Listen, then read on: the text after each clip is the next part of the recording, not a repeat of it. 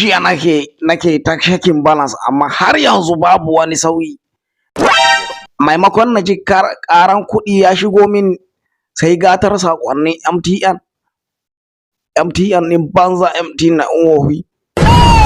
Hani da Allah iya biya uku da aka yi mini a yan hawa shikenan gaba ɗaya shikenan ashe shikenan daga wannan shikenan ba a ƙara biya na ba. Yanzu ina bin bashin na wata 5 haba. Tun yanzu ana tura min a wata uku kaga he shiru nake gani. Kaga kenan ya zama wajibi su tura min sauran na wata 5 din nan fa da nake bin su. Ba mu san menene nufinta ba. Ai ya kamata ta biya mu haƙƙinmu matsayinmu na ma'aikatan gwamnati, amma wannan sadiyan ta yi shiru. Kai da Allah dakata don Allah. Yanzu kai baka san cewa ba Sadiya bace shugabar yan fawa ta yanzu? Ban gane ba Sadiya ba she yanzu. Ashe ba Sadiya bane take tura mana wannan kuɗaɗen?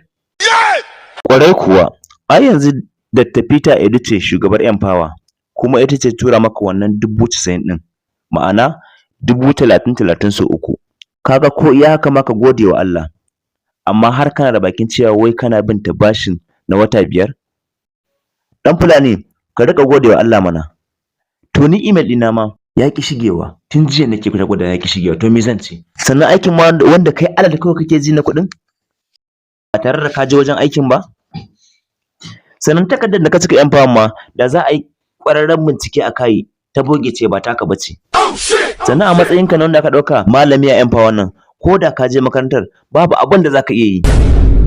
Amma ka ce wa an cinye maka hakinka ta yaya?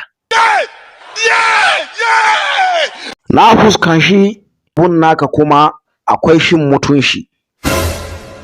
To dakata, tunda abun naka naga ya so ma wuce gona da iri, ni kuma arado Allah duk yadda ka kai da iskanshinka da rashin mutuncinka na fika.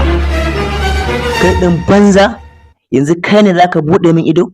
Yaushe ma ka shigo cikin garin da har zaka zo kana faɗa min irin waɗannan maganganun? To yanzu dai na she ka sake min riga ta ma. Ka sake min riga na she. An ƙya sake maka, me zaka yi? Na she ka sake min riga na she maka ko? An sake ka, me zaka yi? Wai aradun Allah yau zaka san ka taɓo taɓaɓɓe.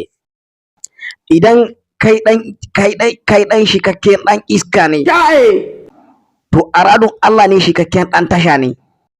To ga hannuna ka ture ƙasar cikin hannun nan ka gani, ture guda ɗaya ka gani idan kai ɗan iska ne. Kaga in nuna maka masifa da bala'i. Na ture ɗin mi ka isa ka yi? Aradun Allah ka yi sa'a. Ai na yi tunanin na bala'in ka ture. Da kaga yanda ake ɗanyin kai da ɗan tagaryen iskan shi a garin nan. Tunda kai ƙaramin ɗan iska ne.